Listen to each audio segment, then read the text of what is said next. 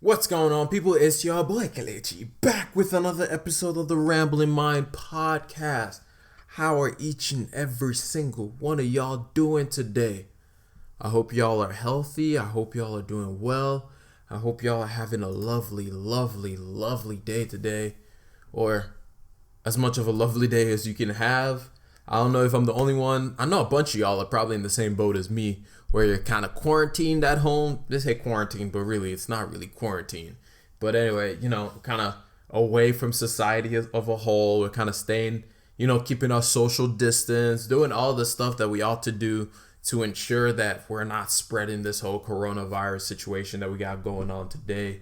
And we're just doing the best that we can in our own little way to just kind of help to get this thing not spread so much, to get this thing situated and corralled, because its situation has been getting worse, and as some people have said, it's going to get a whole lot worse before it gets any better.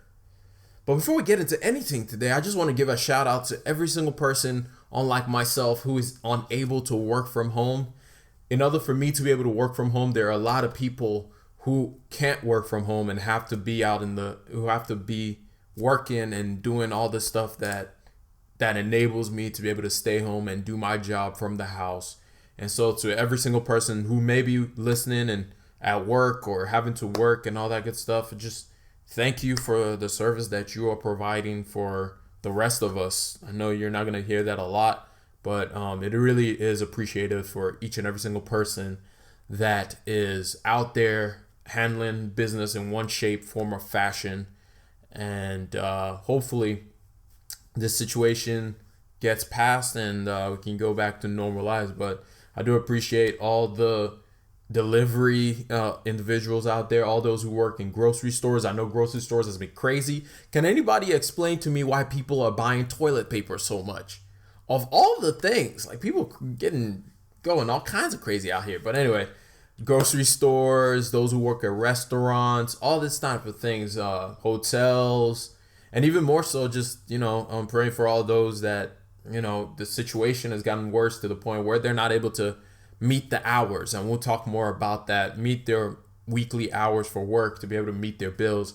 And we'll talk more about that as we get more into some of the economic situations that's going on due to this coronavirus situation, due to COVID-19 kind of flexing its muscles a little bit too much and putting the world at a standstill to make us not do what we're used to doing or usually would do on a daily basis. But I just want to give a shout out to all the mail people that are out there, all the mail carriers, all the delivery carriers from Amazon and so on and so forth, all those who have to work at Amazon warehouses during this time.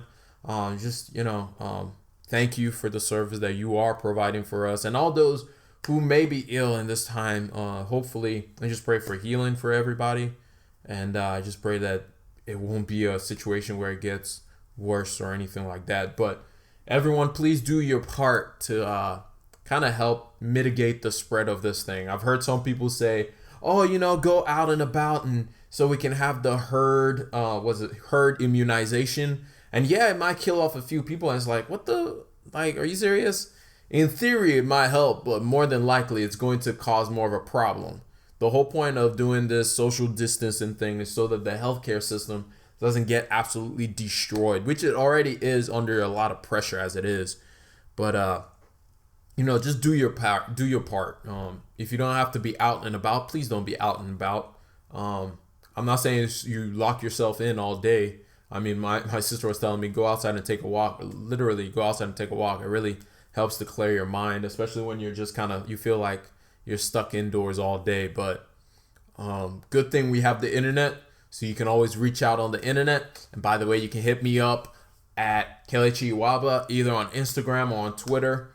And you can hit me up on either one of those. I just created a TikTok, but TikTok isn't really for reaching out to people. But anyway, but yeah, hit me up on TikTok as well. All my affiliations, everything are all the same. But yeah, just, if you don't have to be out and about, please don't be at bars. Please don't just be at restaurants sitting down. It was funny. My brother showed me a picture of how restaurants were having to take out chairs and table to force people to not sit down because people weren't taking it seriously enough.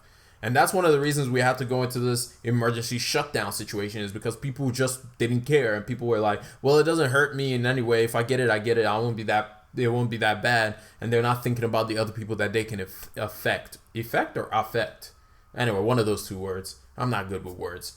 But yeah, for the most part, just be mindful and actually think about other people that you can affect or affect from you getting the virus or something like that. So just keep that in mind as we're going through this time. Just try your best, stay home. Try not to get in too many large gatherings.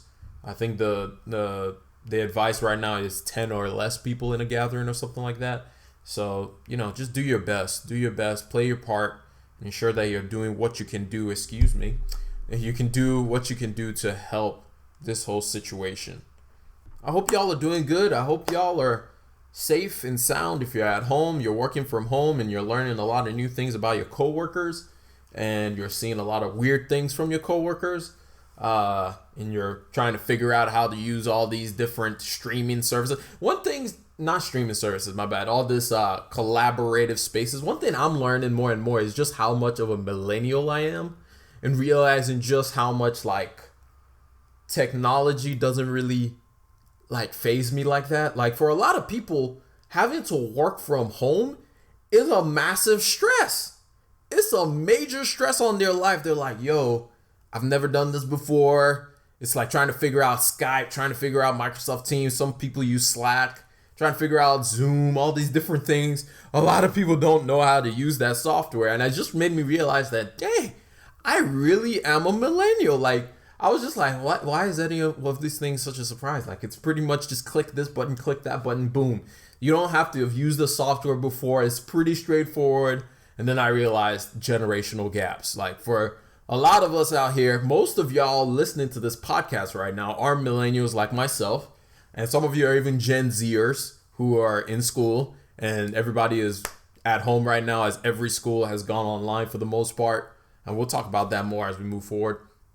But yeah, it's interesting just how much I was just realizing as I was in different conference calls and different meetings, just how much of a millennial I am and how much I view things differently. But I'm not gonna lie, I'm not really a fan of this working from home stuff. I get more done in the office. There's more creativity in the office. You're able to combine different ideas in the office. But at the same time, I'm glad I'm able to do this and that I'm able to still get my job done working from home, which is very, very beneficial. I know a lot of my friends from one of my old jobs who are having to go to the office right now because it is a manufacturing plant and there's nothing you can do about that, especially with the shortage on paper towels, which makes no sense. Paper towels and toilet paper. And just why? Why are you buying all this stuff? But anyway, that's neither here nor there. Man, I've got 8 minutes into this podcast and I haven't even talked about the new format.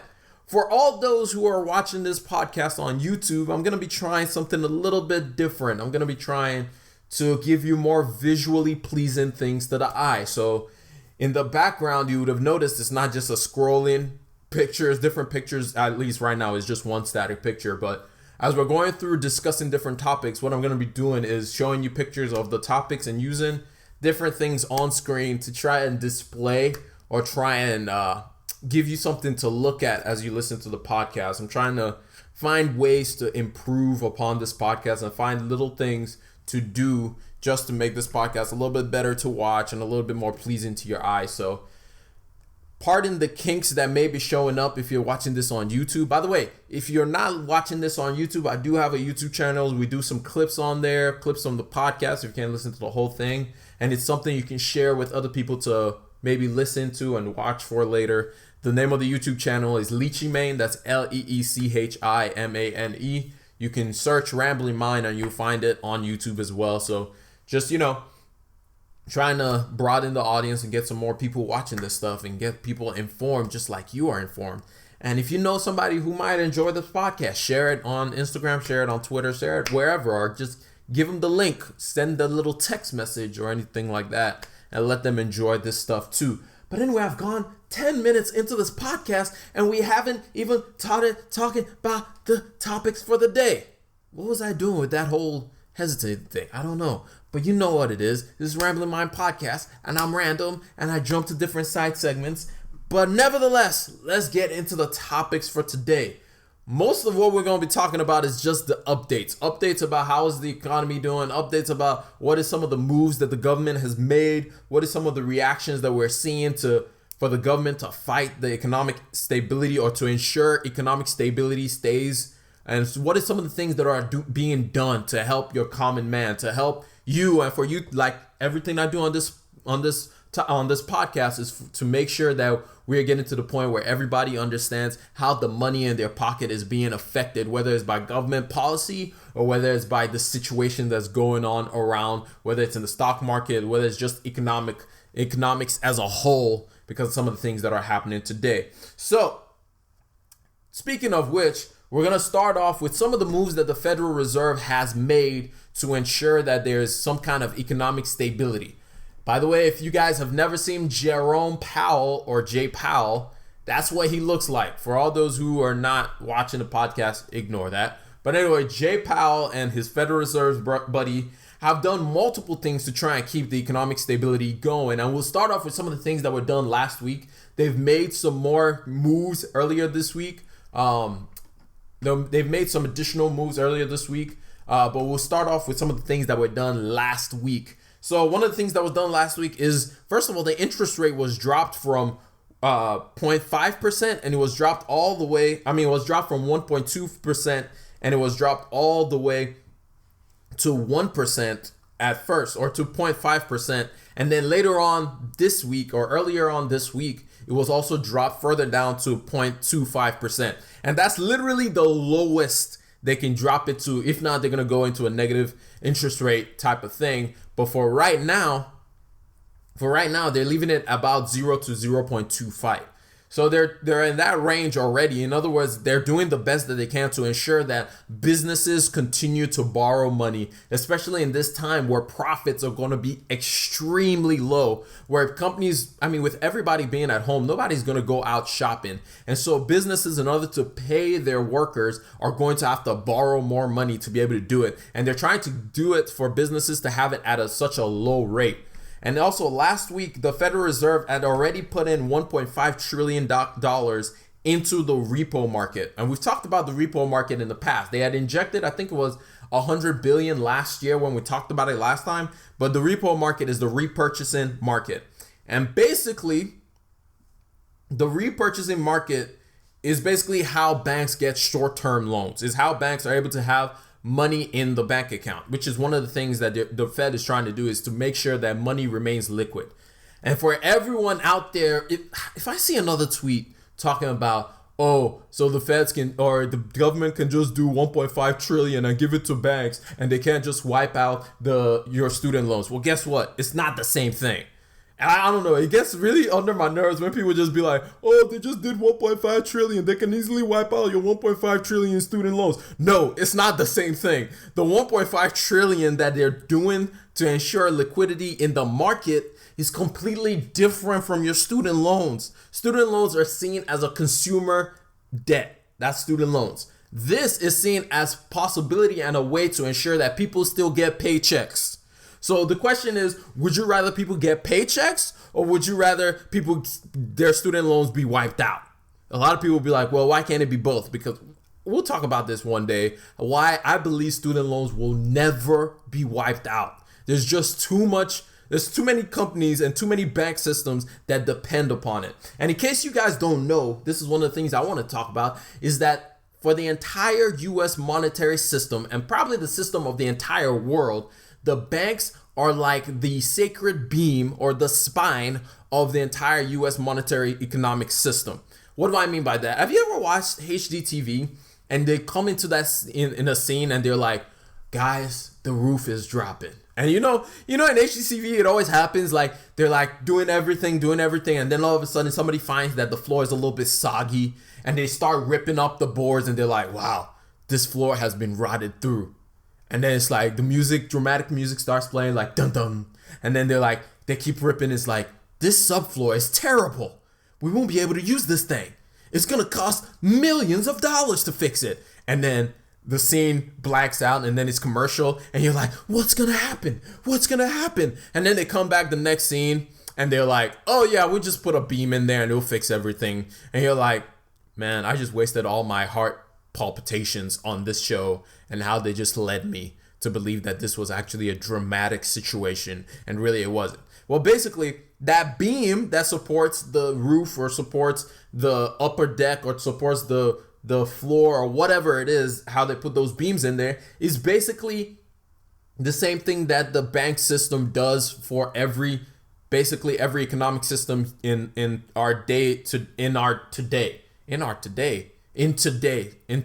this world today, and how we do handle money and handle fiscal systems and handle monetary systems. Basically, we've all agreed, whether you signed the document or not, years ago it was agreed upon that the best way for money to flow through the system is through the banks. So that's why every time you need a loan, guess where you're going? The bank. Every time you want to deposit your fund, guess where you're going? The bank. Every time you want to buy a house, guess where you're going? The bank. Even though you don't necessarily go to the bank for student loans, guess who subsidizes your loan? The bank.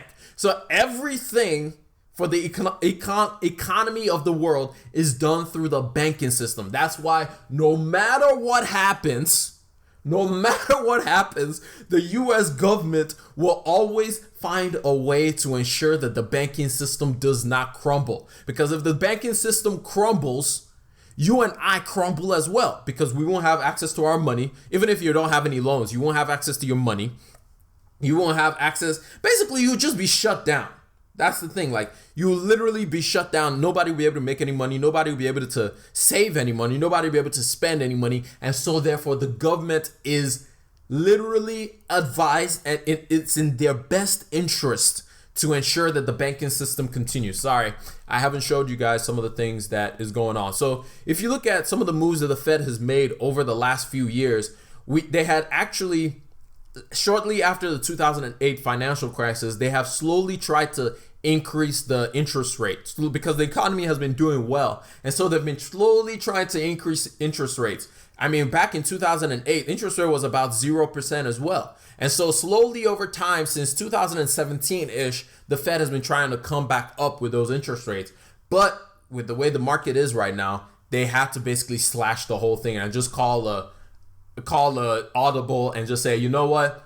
We got to do what we have to do for this coronavirus situation to ensure that the economy doesn't completely collapse, which, by the way, side note, we are more than likely, we are now in a recession. But however, how a recession is defined is 6 months of negative GDP growth. And you will know that, as we talked about previously, you will know that until after it's already happened. And so, but more than likely, as we're seeing, more and more people are staying home because they can't get out, like we just talked about, to ensure that this virus doesn't spread. We're seeing people aren't spending money, which makes sense. Travel is completely shut down for the most part. Businesses are starting to let people go, which is unfortunate. And we'll talk about that a little bit more. And basically, businesses are starting to do hiring freezes because they just can't pay anybody to work when they're having to let some people go as well. And so these are signs of possible recession. Doesn't mean that we're in a recession right now, not necessarily, but I think, by my opinion, is we're already there. By all the standards that we're getting from economists and everything, they're saying that we're not there yet.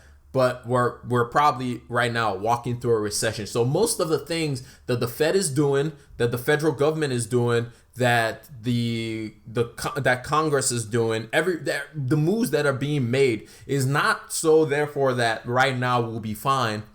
It's so that once the coronavirus situation is done, once the whole thing is handled and we're able to go back to life as regular, which nobody really knows when that is. We're praying and hoping that this happens at the end of April. But the way it's moving right now, a lot of scientists and a lot of doctors or people are coming out and saying that it's going to get a whole lot worse before it gets better.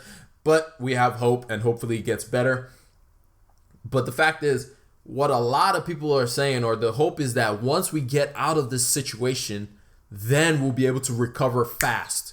The goal is to recover as quickly as possible out of this situation once we're out of it. When people are able to start spending money again, when people are able to get out of their house, when people are able to start traveling again. And so these are some of the things that will be done, or some of the things that are being done in being done to ensure that the economy stays on track for the most part.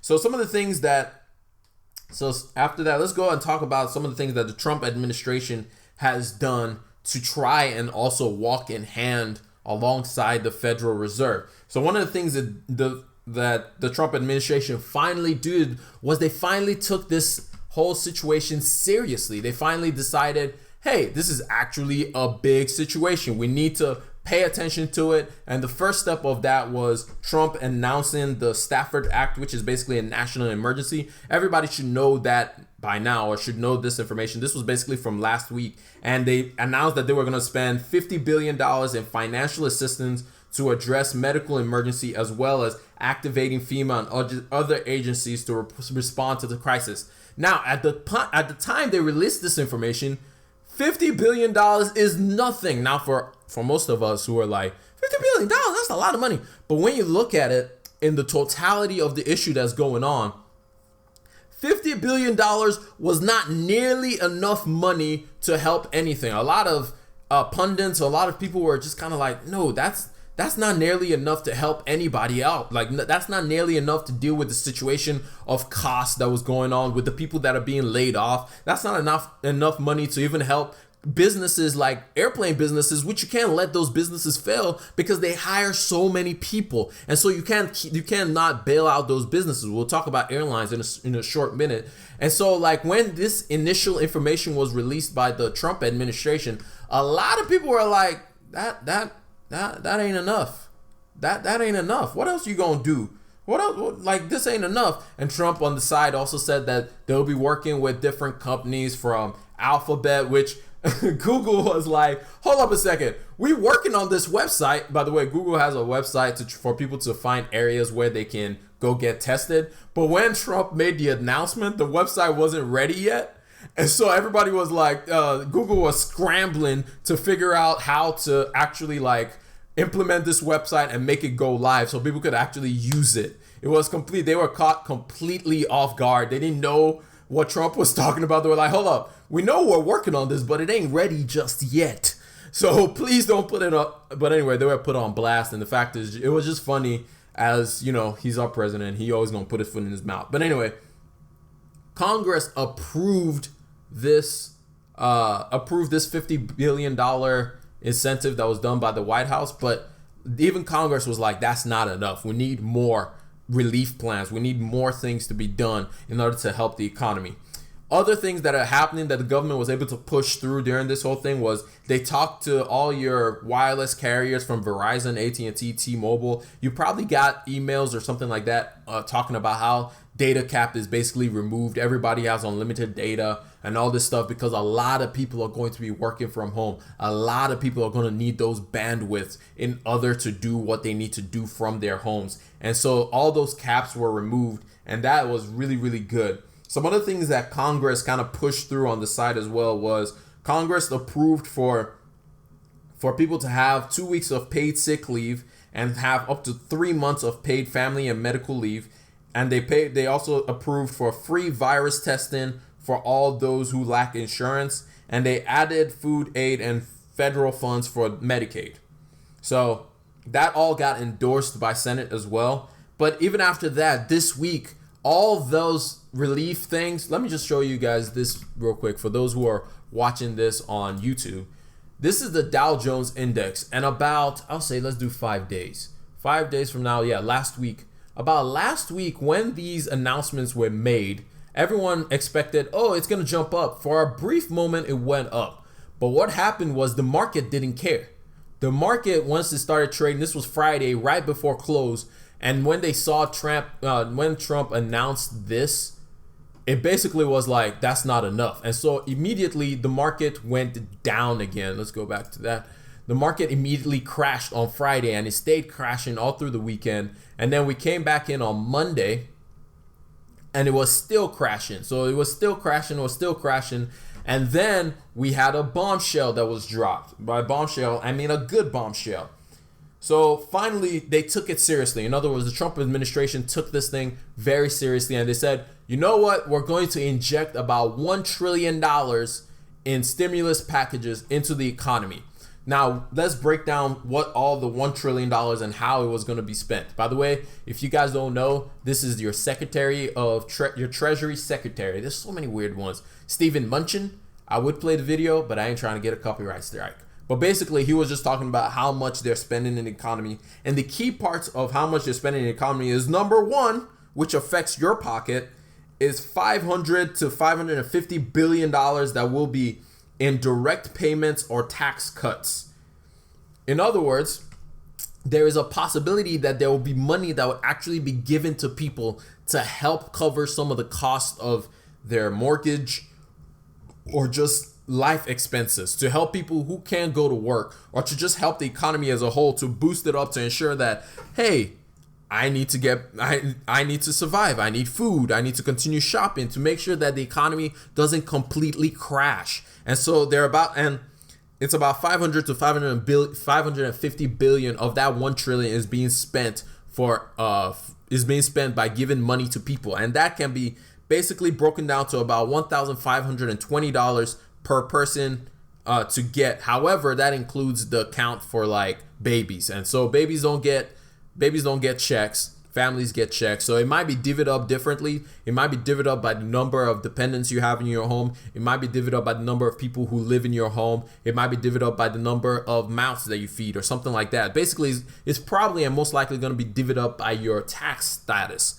And so I'm excited to get $1,000 extra money just to spend on stuff. But I don't know if it's going to come to somebody like me. But for the most part, the good news is it's not going to go to millionaires and stuff like that, because they don't need the money like that. So it's only going to be to send, like it says on here, Munich said, we're looking to send checks to Americans immediately. And I mean now, in the next 2 weeks. So who knows? You might be getting a check in your mailbox pretty soon, as you know, it's something important for all those who are being laid off, or all those who can't meet the hours that they've had, like we talked about early on in the podcast. This is some of the things that the government is trying to do to ensure that they continue to help people so they can put food on the table.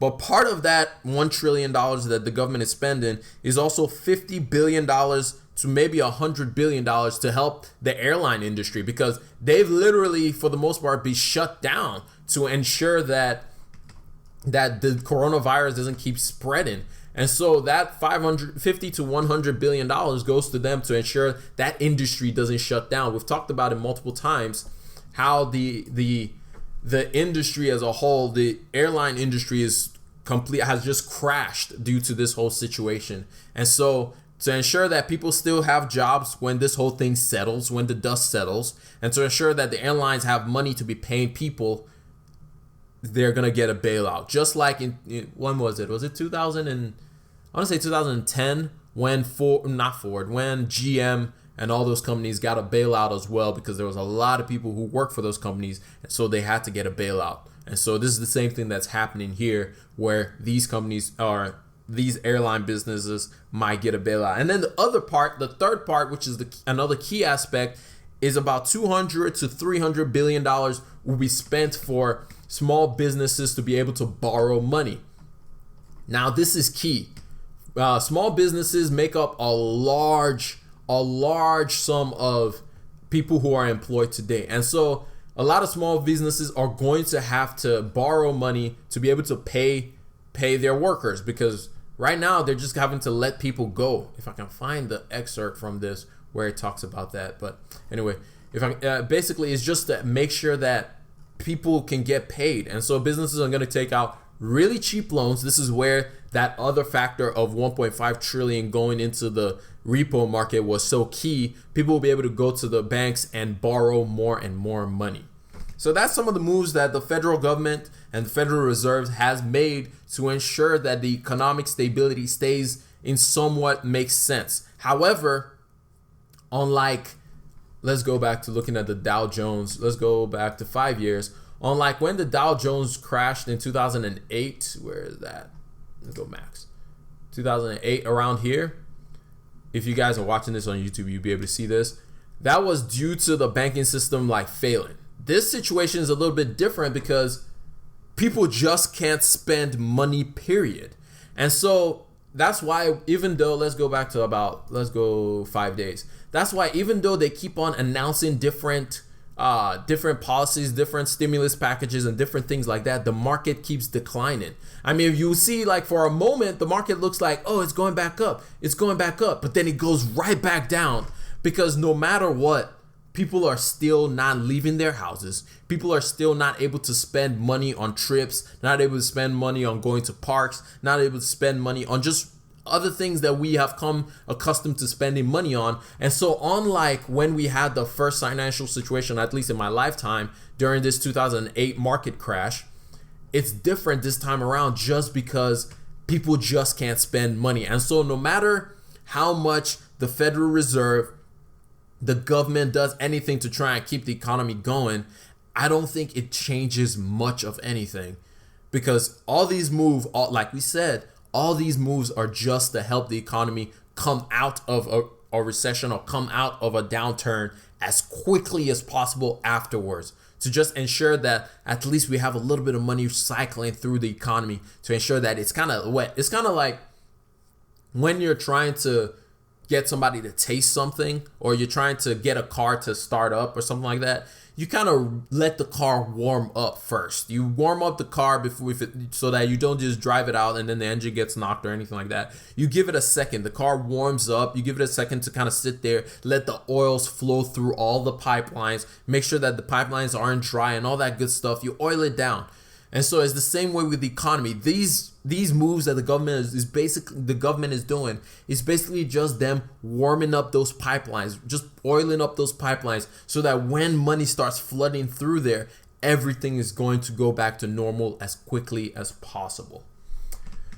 But anyway, what else I got for y'all? I think some of the interesting things that has been coming out is just different ways or different things I'm seeing of how companies are trying to come together, to work together, try and figure out ways that we can help during this whole crisis. Louis Vuitton, the parent company of Louis Vuitton, aka LVMH, basically has changed a lot of its assembly lines to start making more hand sanitizers instead of making cosmetics and perfumes and stuff like that. It's basically changed a lot of its manufacturing facilities to help make more hand sanitizers. What's this thing called? I keep forgetting the name. Rolls-Royce also is just changing some of its manufacturing facilities to start making some ventilators to help out, because there's a limited number of ventilators, and so they're having to find different areas of manufacturing to make more ventilators for people who are suffering from this disease. And then the other one, this one is huge banks, big banks, the things that the government is trying to protect as much as possible. So banks like JP Morgan, Wells Fargo, Goldman Sachs, Morgan Stanley, Citigroup, all these kind of mega banks, like these really Bank of America, all these major banks are coming together and saying that they're going to hold off on buying back stocks. Now, I just said a term that nobody probably knows what that means: buybacks or stock buybacks. Basically, stock buybacks is a way that companies, when they feel like it's a way for them to be able to increase the dividends for shareholders, and is also a way for them to be able to make more profit, to make their stock look better, because if they buy back the stock automatically is more expensive. So right now would have been a great time for a lot of these banks and a lot of companies to do a lot of stock buybacks. We talked about it end of last year, when a lot of companies were doing that, when the companies were selling bonds so they can buy back their own shares because it was just so cheap and it was a good time to do it. But instead of doing that, they're making sure that their money is liquid to ensure that small businesses, you and I, can continue to go collect loans and borrow loans, especially in this time and season. And that is a massive deal for banks to actually make these decisions. So it's just interesting to see. Some people have been like, oh, billionaires are not doing anything to help anybody. I've been reading a lot of stories about billionaires who have donated all kinds of money. I mean, Bill Gates donated $100 million to try and figure out a solution for the coronavirus. There have been different facilities that have completely changed what their facilities are supposed to be used for to ensure that they have space. There's a guy who runs a massive restaurant chain, and he basically just started feeding people out of his restaurant to ensure that people, especially in this time where schools are closed and people, a lot of kids who usually got their meals from school because they're just at home, there's just no food. Like, he's going around and making brown bags and things of that sort to ensure that kids have food even while they're not able to be in school to get that nourishment that they usually would get. And so different things like that is just interesting to see more and more people coming out to help. And so in the same way, I would implore every single one of us that are listening to this podcast right now, do the little bit that you can to help your neighbor. Like we say on this podcast, everything we do on this podcast is literally so that you can get to the point where you're not just helping yourself, but you're able to help those around you. And so whether it's the financial planning thing we've been talking about, personal finance, taking control of your finances, everything is literally around situations like this where you can be the one to help other people who may be in need in one shape, form, or fashion. And so I would leave you with that, just a charge to help anybody that you see around you that may be needing something that you can help them with. It doesn't have to be money. It doesn't have to be your time because we're trying to lock ourselves. Maybe people need clothes. Maybe people need socks. Maybe people just need something and they tell you about that need. And if you can help, I'll implore everybody to just help and keep your social distance, keep washing your hands and all that good stuff. But anyway, that's all I got for y'all today.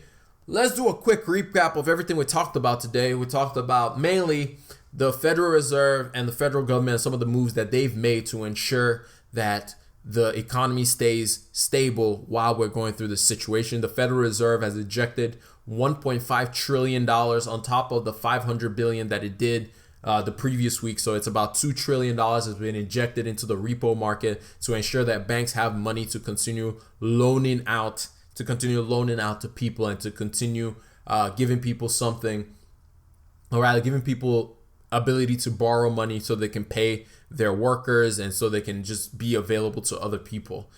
We also talked about how the federal government is finally taking this a little bit more seriously and injecting $1 trillion. And the biggest news in that aspect is the fact that everybody might be getting a check in the mail of about $1,000 just to ensure that they can at least provide for themselves and feed themselves during this time.